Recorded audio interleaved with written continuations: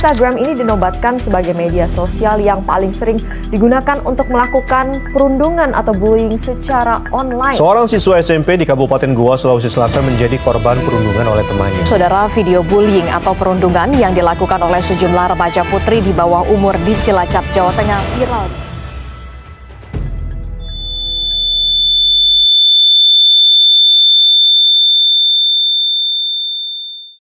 Hai teman-teman, hai teman-teman, hai teman-teman, hai teman-teman. Di video kali ini, kita akan membahas teori bullying, dampaknya, dan bagaimana kita dapat menciptakan lingkungan yang lebih positif. Pernah nggak sih kalian mendengar atau bahkan mengalami bullying? Seperti yang sudah kalian lihat di awal video, bullying itu lebih dari sekedar bercanda loh. Ini bisa merusak mental, fisik, bahkan masa depan seseorang. Yuk, kita mulai!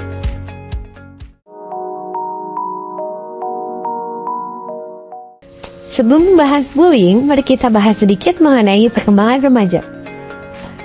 Menurut teori perkembangan kognitif Piaget, remaja berada dalam tahap operasional formal, di mana remaja mulai mampu berpikir secara abstrak, logis, dan sistematis. Namun, pada tahap ini, remaja juga masih menunjukkan egosentrisme remaja, seperti personal fable, yang merupakan perasaan bahwa pengalaman mereka unik dan dunia berpusat pada mereka, serta imaginary audience, yaitu keyakinan bahwa mereka selalu diperhatikan orang lain. Pola pikir ini dapat membuat mereka kurang peka terhadap dampak perilaku mereka terhadap orang lain, termasuk dalam kasus bullying.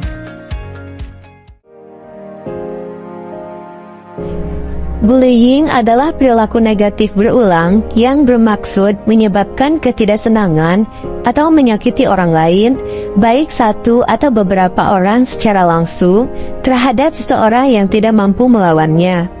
Bullying ini dapat terjadi dalam berbagai bentuk, yaitu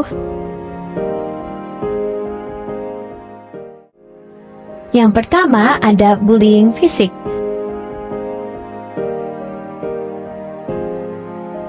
Yaitu merupakan tindakan yang melibatkan kontak fisik yang dapat melukai korban, baik secara langsung maupun tidak langsung. Contoh dari bullying fisik ini seperti memukul, menendang, mencubit, mendorong, merampas barang, atau merusak benda milik korban. Yang kedua ada bullying verbal, yaitu berupa ejekan, hinaan, atau ancaman yang dapat merusak harga diri dan kepercayaan diri korban.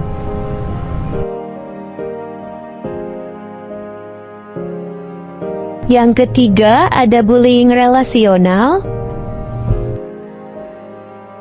seperti mengucilkan seseorang dari kelompok pertemanan dapat membuat korban merasa terasing dan sendirian.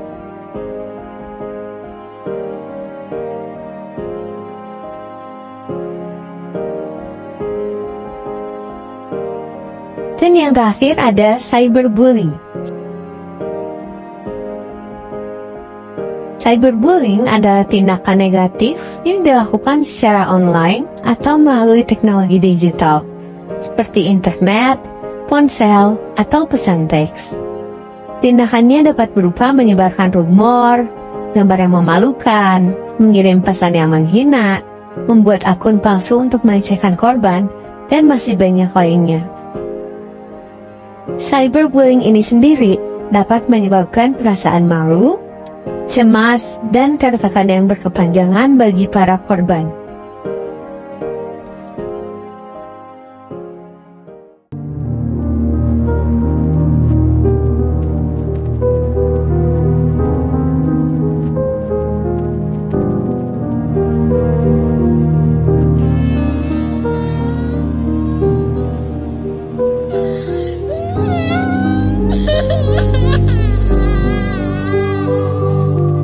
Menurut laporan dari Berita Data Box tahun 2023, persentase kasus bullying di kategori siswa kelas 8 SMP pada siswa laki-laki mencapai 32,22% atau tertinggi di antara kategori kelas maupun gender lainnya. Lalu diikuti siswa perempuan sebesar 19,97%, dan se-Indonesia 26,32%. Data KPAI hingga Agustus 2023 mencatat ada 810 kasus kekerasan anak di lingkungan sekolah dan di lingkungan sosial. Pernahkah kamu menyaksikan tindakan bullying tapi merasa ragu untuk ikut campur? Situasi bullying itu sendiri ada 3 pihak yang terlibat loh.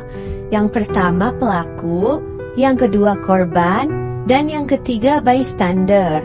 Bystander merupakan orang yang menyaksikan tindakan bullying yang mungkin melakukan atau tidak melakukan sesuatu untuk menghentikan tindakan bullying tersebut.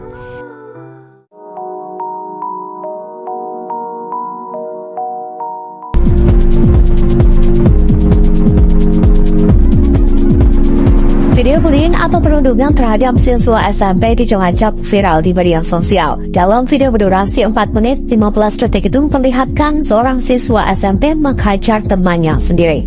Pelaku tak tanggung-tanggung memukul, menendang, menginjak dan menyeret tubuh korban. Aksi keji siswa SMP itu pun dilakukan tak hanya sekali, namun berkali-kali hingga korban lemas di lapangan. Dalam video, tampak siswa lain yang menonton aksi kekerasan itu tak berbuat apapun. Korban juga sama sekali tidak melakukan perlawanan terhadap pelaku. Sementara itu, pembicaraan dalam video diketahui menggunakan bahasa Sunda yang biasa digunakan dalam kehidupan sehari-hari oleh warga Cilacap. Pelaku anak sempat menantang siswa lain yang hendak memisahkan pertikaian antara mereka. Pelaku kekerasan itu menyebut bahwa siapapun yang berani melerai mereka berarti menantang dirinya. Setelah memukuli korban, pelaku juga sempat memberikan korban sebuah bambu untuk berduel dengannya. Namun korban tetap bergeming, diam dan menunduk. Sampai di akhir video, pelaku bahkan memandang korban sampai jatuh ke lapangan dan menginjak korban. Kini diketahui bahwa kasus bullying itu terjadi di SMP N2 Cimanggu, Cilacap. Pelaku pun sudah berhasil dikirim dan diamankan oleh Polresta Cilacap. Wakil Polresta Cilacap AKBP Dr. Arif Fajar Satria menuturkan, pihaknya menerima laporan kasus tersebut dari Kapolsek Cimanggu pada Selasa 26 September sore sekitar pukul 15 waktu Indonesia Barat. Dijelaskan Arif bahwa pihaknya akan tetap memproses kasus tersebut. Meski begitu, proses hukum yang dijalankan tetap berpedoman terhadap Undang-Undang Sistem Peradilan Anak.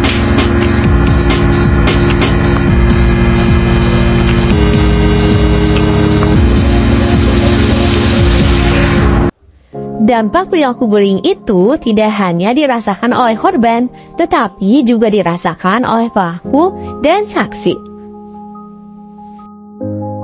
Bagi korban yang mengalami bullying fisik, seringkali cedera langsung seperti luka memar, patah tulang, atau bahkan cedera serius lainnya. Banyak korban juga mengalami gejala psikosomatis seperti sakit kepala, gangguan tidur, dan masalah pencernaan akibat stres dan kecemasan yang ditimbulkan oleh pengalaman bullying. Lalu, bagi korban yang mengalami bullying verbal, dapat merusak harga diri dan kepercayaan diri korban, dapat menciptakan trauma psikologis, merasa tidak berharga, dan mengalami kesulitan bersosialisasi. Kemudian, pada bullying relasional yang melibatkan pengucilan sosial atau merusak hubungan antar teman, dapat membuat korban merasa terasing dan sendirian, merasa kehilangan dan merasa sulit untuk membangun hubungan baru, serta akan merasa kesepian. Sedangkan pada korban cyberbullying, mereka akan merasa malu, cemas, dan tertekan bahkan saat berada di rumah mereka sendiri. Bagi pelaku, mereka terjebak dalam pola agresif, sulit membangun hubungan sehat, bahkan menghadapi konsekuensi hukum. Bagi saksi yang menyaksikan bullying bisa menyebabkan rasa bersalah, stres, dan ketidaknyamanan sosial.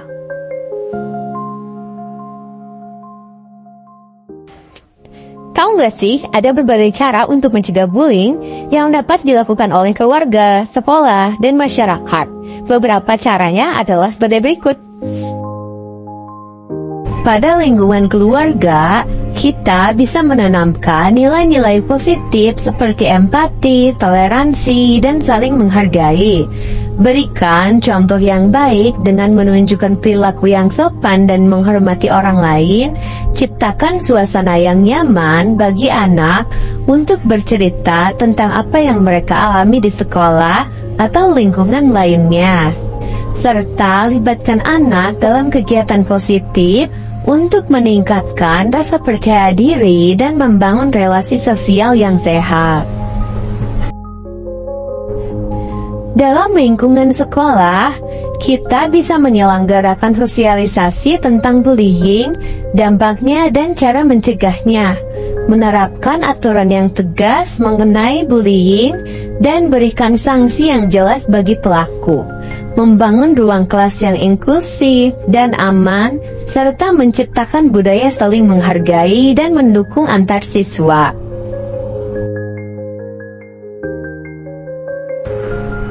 Dan pada lingkungan masyarakat, kita bisa menciptakan lingkungan yang menghargai perbedaan dan saling menghormati.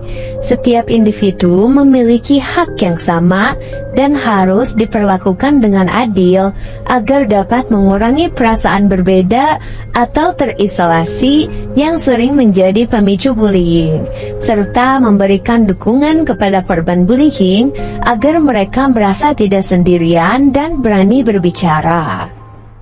Mengatasi bullying memerlukan pendekatan yang dilihat dari segala sisi secara menyeluruh dan melibatkan berbagai pihak. Ada beberapa cara yang dapat dilakukan untuk menanganinya, seperti berikan rasa perlindungan yang aman pada korban bullying, dukung korban untuk menceritakan semua kondisi yang terjadi. Jangan bertindak kasar dan berusaha agar emosi tetap stabil jika korban perundungan menceritakan hal yang terjadi. Dan hindari tindakan balas dendam atau kekerasan terhadap pelaku. Bersikap tegas jika memungkinkan, hentikan perilaku bullying secara langsung dan menyatakan bahwa tindakan tersebut tidak dapat diterima. Segera laporkan tindakan bullying kepada pihak berwenang seperti guru, buat aturan dan kebijakan yang tegas terhadap bullying dengan sanksi bagi pelaku. Kita semua punya peran dalam menciptakan perubahan. Bayangkan dunia di mana setiap orang bebas menjadi dirinya sendiri tanpa rasa takut. Semua itu dimulai dari kita dengan melawan bullying, mendukung mereka yang menjadi korban, dan menciptakan lingkungan yang positif. Kamu tidak sendiri. Bersama kita membuat dunia menjadi lebih baik.